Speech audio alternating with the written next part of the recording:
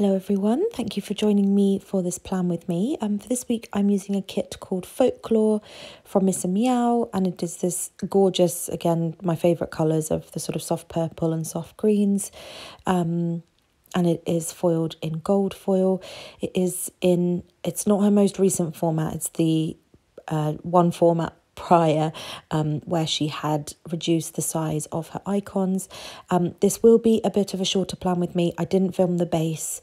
I just wanted to kind of play around with the stickers and just really take my time, and I just took it to a different room and sat on the sofa and just sort of laid the base separately. So sorry if that is something that you do like to see. I haven't got that in this plan with me, but I did use the Bowstrong boxes from the Give and Go. There were some colours I had that matched perfectly, and then everything else for the date covers and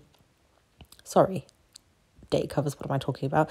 The bottom washi is all from the kit. I think this is the first kit she did that had kiss cut bottom washi, and then I've used a Fashion Girl from Red Lyrics, some sort of fine foil stickers from Honey Inked, and the garland above the Fashion Girl is from the Pretty Pink Co. And then I just used some deco from the kit and one of the scallop circles for my date cover month section. Sorry, none of my words are making sense today.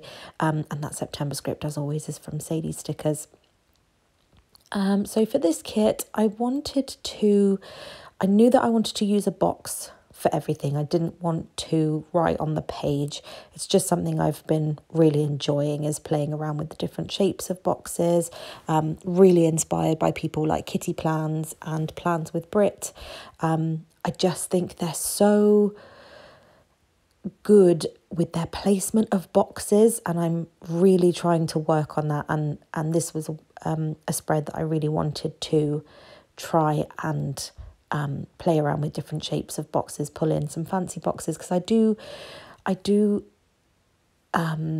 sort of get sad at the thought of not using the boxes that come with a kit when they're really pretty boxes.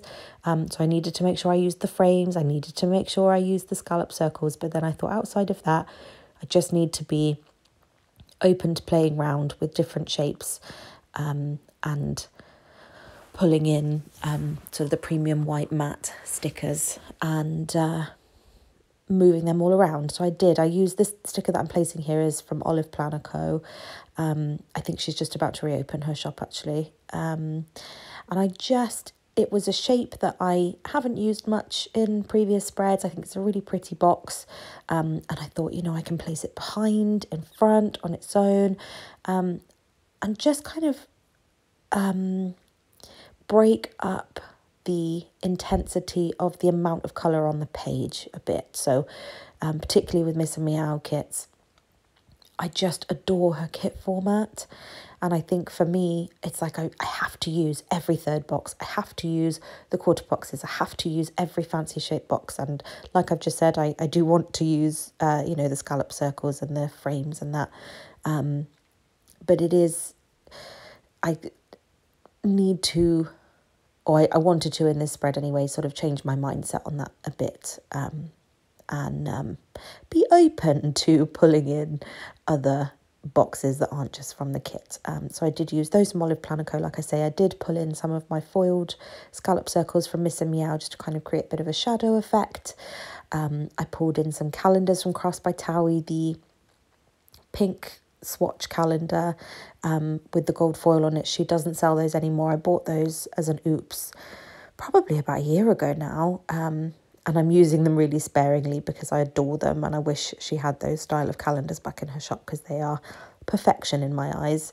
But I do have her plain foiled ones, and I do have her premium matte ones, and I pulled in the premium matte ones as well into this spread. You can see one at the top of Thursday, and again I just wanted to play around with layering those because they are quite small. The page would look quite bare if it didn't have anything behind it.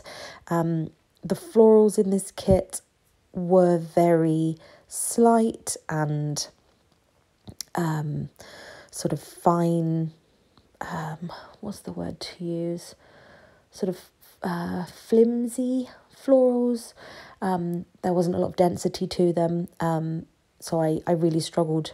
I say really struggled, that's an exaggeration, but I couldn't be as flippant with my use of florals. I should have bought a second sheet, because then I could have cut things up exactly how I wanted them. I had to be clever with how I cut these stickers up to make sure I could get enough to get across the whole week.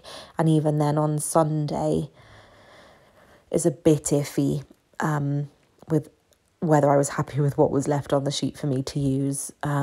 But I got through it. It's a hard life, I know. This planning life stresses you out. No, I joke, of course. Shouldn't take it so seriously. Yeah, sorry, I just sort of forgot my train of thought then when I went off thinking about that it's really not a big deal. And I made that sound like it was a really big deal when it's not. But yeah, I didn't have the freedom, to place the florals exactly where I wanted to throughout the week.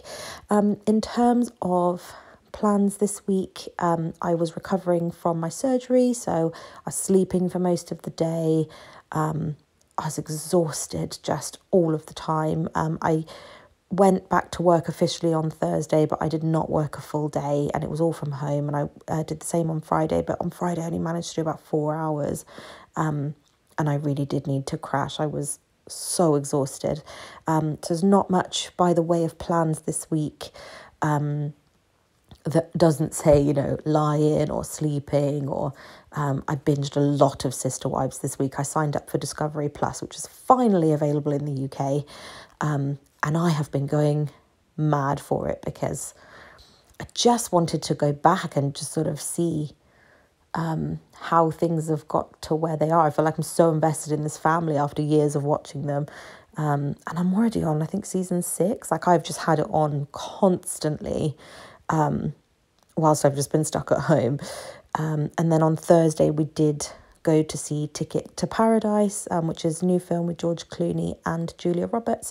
And it's just a feel-good film, nothing special about it, but I just love George Clooney and I love Julia Roberts, and they can do no wrong in my eyes. It is just a fun chick flick, really, is the way I would describe it.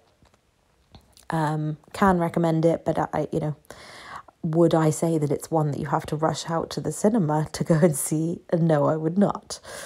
I'm just trying to think. I think there's a couple of